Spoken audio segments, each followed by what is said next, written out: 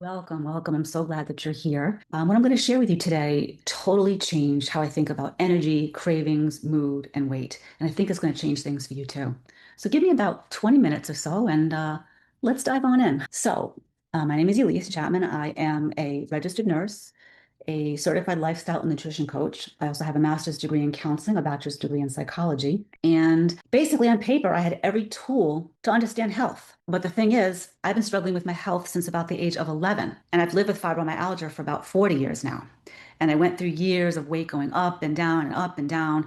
I lost about 100 pounds in my early 20s, ended up with 6 abdominal surgeries after that. And then, because of the constant up and down in weight, I ended up with about 6 skin removal surgeries after that. And my goal in life was just to lose weight, lose weight, lose weight. I was more focused on that than I was about health. And I tried everything, you name it, I tried it. And every approach you can think of, I did it. So that's why I do this work, because I have experienced a lot of up and down. I mean, literally dieting for like decades of my life. And that's why I'm so passionate about what I do, because I've lived it and I want to share, my knowledge and what I've learned and what has worked for me with other people. So what was the turning point in my life? Well, I had a moment in a doctor's office. I had gained about 40 pounds in 1 year. And the doctor said to me, my labs look fine, everything's okay. And I said, as I'm literally bawling my eyes out, I said, do I look okay? Do I look fine? That moment changed everything for me, because I realized as a nurse that I had never been taught how to actually fuel my body. Nobody taught me about blood sugar. Nobody connected the dots. So it took me years of searching.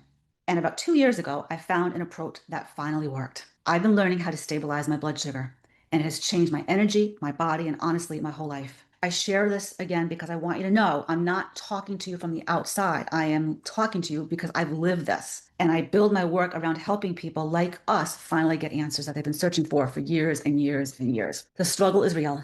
If you're watching this, you've probably been told to eat less, move more. You've tried cutting carbs, counting calories, doing all the things. You feel like you're doing the right things, and yet the energy crashes. The 3 p.m. slump comes along. The sugar cravings that just take over. Does that sound familiar to any of you? Here's the thing. It's not your willpower, it's your blood sugar. So what's going on? What is the problem? The endless cycle that keeps you stuck. So what happens is that when we're trying to lose weight, we're trying to do all the things, we end up cutting calories, carbs, and fasting. Then our blood sugar drops. Then our body burns muscle, which then leads to hunger and your cravings intensify, which then leads to hormonal imbalances, energy crashes, and then now you're overeating and trying to add back in the carbs that you just deprived yourself of before in the few steps earlier. Then your blood sugar will spike because now you've added back in all those carbs. That then leads to storing fat, slowing your metabolism, making you age faster, and leading to metabolic dysfunction. And then the whole cycle starts all over again, the vicious cycle that you just can't get off of. So what we learned today is that exactly what blood sugar stabilization means, why my approach is different, and simple steps that you can start today. Breaking the cycle starts with blood sugar stability. And if you take a look at this graph here, we've got a nice little wavy line, nice little white line, which is demonstrating homeostasis, or just a fancy word for balance. Most people are kind of swinging between spikes and crashes all day long, and they don't even realize it. So that's what a stable, what stable blood sugar looks like when you're in that nice healthy wavy line. You want to try to stay between 80 milligrams and milligrams per deciliter to 120 milligrams per deciliter. That's the sweet spot. That's where our bodies like to be, and everything in our body works a lot better when we're in that zone. But here's what pushes us above that target. When we eat too many calories, too many carbs, stress, we have dysregulated sleep, processed foods, that leads to a sugar spike. And then what happens is our body responds by releasing a surge of insulin to try to bring the level back down. But that surge often overshoots. And then when it overshoots, it can lead to your body storing fat, aging faster, having metabolic disease, inflammation, menopausal symptoms, and fatigue. And that's a whole cascade of problems. So the opposite of that is when we start to crash. When we skip meals, we restrict calories or food groups, and we exercise on an empty stomach. And then that leads to a whole cascade of problems. It can lead to body burning muscle, holding on to fat, energy decreasing, and cravings increasing. So basically, the body will start to burn muscle instead of the fat, holds on to the fat, the energy will go down, and like I say, the cravings will go up. And that's kind of, if you ever thought about that 3 p.m. slump, that's kind of what that's all about. It's that crash, I think, that we've all experienced. Then you get the brain fog and the desperate reach for sugar, and the cycle starts all over again. So when we have stable blood sugar, when we're in that nice wavy white line that we saw before, our body releases fat, protects lean muscle, eliminates cravings, increases energy and productivity, reverses metabolic disease, and balances our hormones. And everything changes when we stabilize our blood sugar. The body will, like I said, will release the fat, protects the lean muscle. And it's everything that we're working towards. We want to have all of those things happen when we stay in that area. And then also metabolic disease will start to reverse and hormones will be balanced. It's an amazing thing. But what is blood sugar really? What is it? Basically, it's like the fuel in your tank. When you eat, especially carbs or sugar, your blood glucose rises, your body releases insulin to manage it, and then it drops. When it drops too fast or too low, that's the crash. That's the foggy brain, the irritability, the desperate need for a snack. And like I said before, most people are riding this roller coaster all day long and they don't even realize it. Now, our body is pretty smart. We have some warning lights in our body. And I kind of like to equate this to a car and a check engine light in a car. If that light goes on in your car, are you just going to ignore it? You might for a couple of days, but are you going to let days, weeks, months go by without, addressing it? Because if you don't address that, your car isn't going to function. It's not going to take you where you need to go. The same thing with our bodies. We have warning lights that you may not have ever realized. So if you take a look at the bunch of symptoms on here, and I want you to really take a good few, minute or so and look at these and say to yourself, how many of these symptoms do you have? They go on and on: cravings, weight gain, thyroid issues, dementia, Alzheimer's, infertility, irritable bowel syndrome, arthritis, reflux, migraines. It goes on and on and on. These are not random symptoms. They're often your body's warning lights, just like I said, the dashboard in your car with that check engine light. There's something not right. Something needs to be fixed. I have personally lived with chronic pain and fibromyalgia for decades, and nobody ever said to me, let's look at your blood sugar. Nobody connected it. And that's exactly why I do the work that I do now. So if you see yourself in this list, even 2 or 3 of these symptoms, that's a sign that your blood sugar may be playing a bigger role in your health than you ever realized. Just 2 or 3 symptoms. Now, we've all heard of type 1 and type 2 diabetes, right? Very common. Have you ever heard of type 3 diabetes? That's a new term now that researchers have been using to describe what happens when the blood sugar dysregulation affects our brains. When the brain can't properly use insulin over time, it can contribute to cognitive decline, including Alzheimer's disease. In fact, some researchers now believe that chronic blood sugar dysregulation is one of the root drivers of dementia. When I learned that, I found that incredibly shocking and very eye-opening. And that's why there was on the previous slide, you saw Alzheimer's and dementia listed on there. I want to show you a quick video by Dr. Casey Means, who explains this a little bit further so you can understand better. Here we go.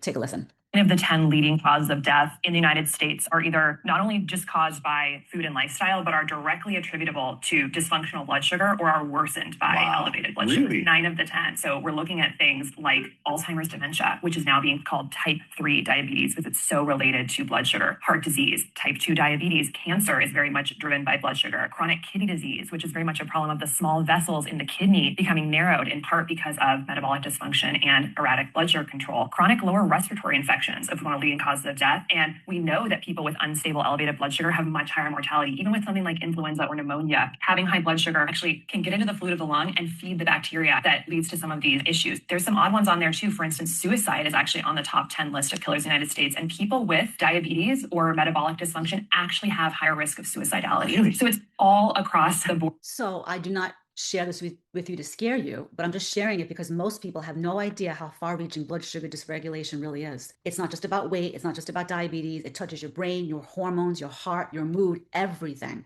And the good news is you have more power over this than you think. And that's exactly what we're going to talk about next. So what does stabilization actually mean? It doesn't mean never eating carbs.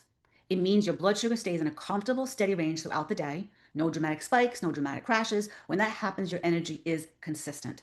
Your cravings quiet down, your moods level out, your body can actually start burning fat instead of storing it. Everything downstream gets better. So we want that nice straight line where we have stable energy, clear focus, and no cravings. But why do most diets miss this? First of all, let me just tell you, I hate the word diet. I find it to be a very punitive term, even though I've done tons of diets. I don't like that term, but that's what we all know it to be, obviously, because cutting calories does not equal stabilizing blood sugar.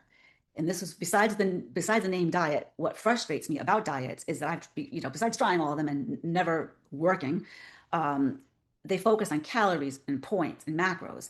They don't address the blood sugar piece. So, for example, you can eat 1,200 calories of the wrong thing and be on the roller coaster all day. Yeah, you're sticking within your calories for the day, but what do those calories consist of? And remember, a calorie is just a measure of energy. What does it really mean? It has nothing to do with blood sugar and regulating your body and your system. You can cut and feel great for 2 weeks, but then you're going to crash out because the approach that you're doing is not sustainable. You can't stick with it. And the reason people yo-yo is not because of a lack of discipline. It's that nobody taught them about blood sugar. And I know because I was one of those people for many, many, many years. So I'd like to also talk about something I call the 6 spinning plates. It's something that I teach with my clients. Nutrition is absolutely pivotal. but there's so many more things involved in getting healthy than just what you put in your mouth as far as food. So think of like a circus performer who had the six spinning plates and they have to keep them kind of all going at the same time. And if one starts to wobble, then everything kind of gets harder to manage. One wobbles and the next one wobbles, and you're trying to keep them all balanced, right? Your health kind of works the same way. There are six areas that directly impact your blood sugar and your overall well-being, and they're all connected. So like sleep, if you don't sleep well, your blood sugar regulation suffers the very next day. Your hunger hormones spike, cravings go through the roof, and your body is fighting you. Supplement. Now, when I say supplementation, I don't just mean pills and vitamins, although those are very important and play a very vital role in stabilizing your blood sugar. But I'm talking about other things that you can add into your life, like yoga, strolling like a walk, meditation, a sauna, things like that. These are all ways that supplement your health. So we're kind of adding things in that help your body do what it was designed to do. So it's a much bigger picture than just what's in a little bottle of pills or supplements. Movement and exercise. We know that that's important. Not a punishing one, not that you're going to feel like you just can't sustain, but consistent movement that helps your body use glucose more efficiently. And of course, that also helps with the next plate of stress management.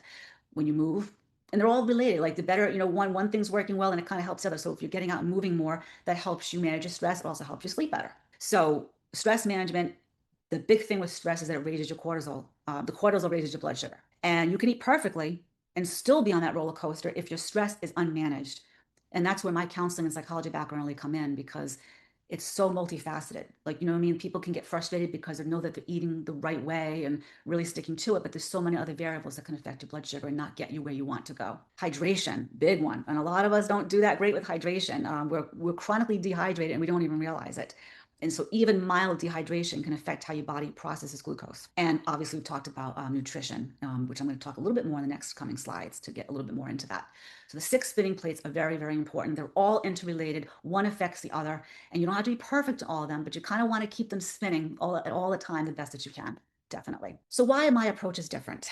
For a few reasons. First, I don't do one size fits all plans.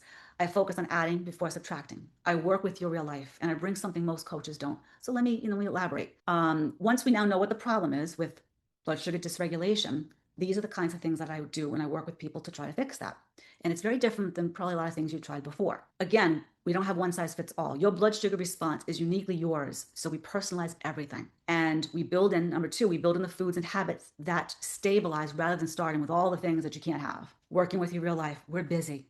We work with your schedule, your food preferences, your stress levels, not some ideal version of your life. And the last one I'm very proud of is I think I really bring something very unique to the table. I am a nurse. I understand your body medically. I have a counseling background, so I understand the emotional and psychological side of this too. And I've lived it personally and I still live it. I live it every day. And I would be side by side right with you, living it with you.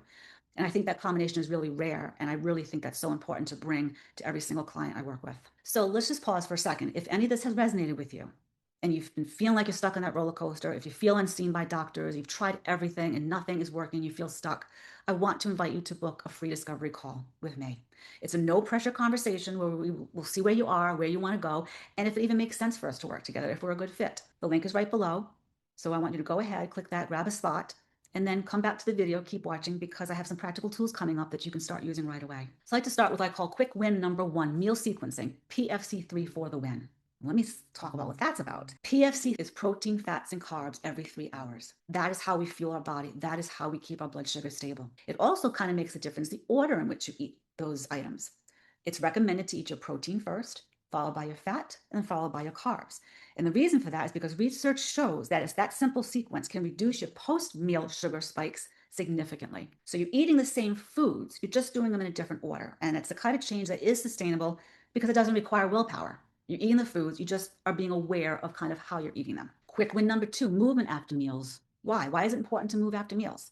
Did you know that a 10-minute walk after eating can cut your glucose spike nearly in half? So your muscles act like a sponge for glucose. They pull it out of your bloodstream and use it for energy. It doesn't have to be this huge, sweaty workout, just a walk around the block, a little movement. That's all it takes. As someone who lives with fibromyalgia, I know that movement is not always easy, but even gentle movement after meals makes a really, really big difference. And quick win number three, the savory breakfast shift. Your first meal sets the tone for your blood sugar all day and is recommended that you eat within 1 hour of waking up because it sets your tone for the day. It gets you off that roller coaster.